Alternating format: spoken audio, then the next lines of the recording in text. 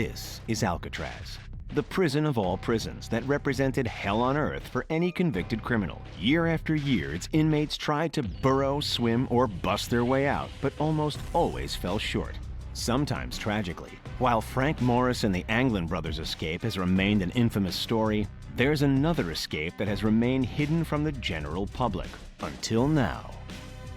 If you were an American criminal, robbing banks or stealing cars in the mid-1900s, there was one place you feared above all else: Alcatraz.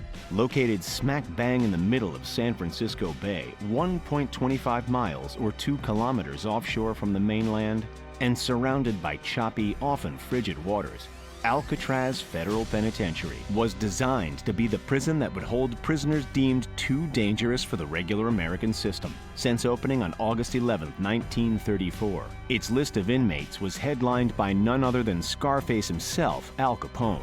What in particular made the prison so notorious? Any troublesome inmates had to deal with remote-controlled machine guns, metal detectors, remote-controlled tear gas dispensers, 13 head counts per day, and armed guards patrolling each floor around the clock. If somehow any prisoners attempting to flee made it past all of that, they still faced the jagged rocks and rough waters of the bay, and rumor has it, a few great white sharks as well.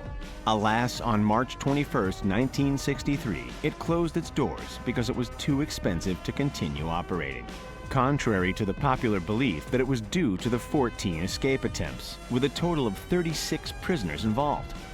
The escape of Frank Morris and the Anglin brothers in mid-1962 remains somewhat of a mystery. While most were caught, taken down, or drowned, there were 5 men who escaped, not 3.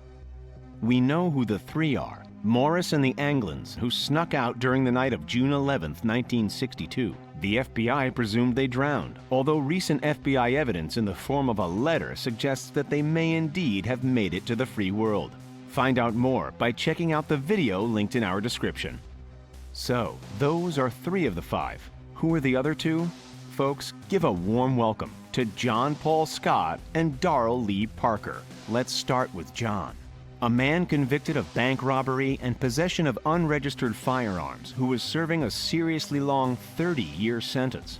John Paul Scott was sent over to Alcatraz in 1959. Scott is noted officially as the only ever escapee from the prison hellhole that was Alcatraz to have reached the mainland San Francisco shore by swimming. What about his partner in crime? Darrell Lee Parker was also a convicted bank robber and a hijacker as well. Parker was facing 52 years behind bars for his heinous acts.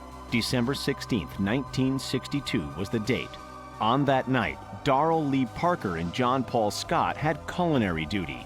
They weren't in the kitchen in plain sight. In reality, they were slaving away in a storage room underneath the kitchen. Within that block, there was a latrine, a communal toilet of sorts, which had a window protected by thick iron bars. Well, apparently those bars weren't thick enough, because Parker and Scott were able to get through them with a makeshift saw. They were able to climb out of the window and abseil down with a rope outside the building before running all the way to the water at the island's edge. It was pre-planned, as they'd stolen rubber gloves which they blew up to use as flotation assistant devices. At that time of year, the water temperature in the bay hovered around 53 degrees Fahrenheit, or only 12 degrees Celsius, with currents that could exceed 6 knots. Keep in mind that it was nighttime as well, and the air temperature would have been little more than 45 or so degrees Fahrenheit. That's around 8 degrees Celsius. Parker was the less successful of the pair. His ankle was injured during the escape, likely when landing on the ground after climbing down the rope. This meant that he could only manage to swim to the nearby rock formation known as Little Alcatraz, less than 100 yards or 90 meters away, where he needed to rest. For Scott, on the other hand, he made it well past Little Alcatraz, all the way to Fort Point, underneath the southern side of the Golden Gate Bridge, nearly 3 miles from the prison. It only took 20 minutes for Parker to be rediscovered by prison guards after the escape was officially realized, clutching to rocks and trembling on Little Alcatraz.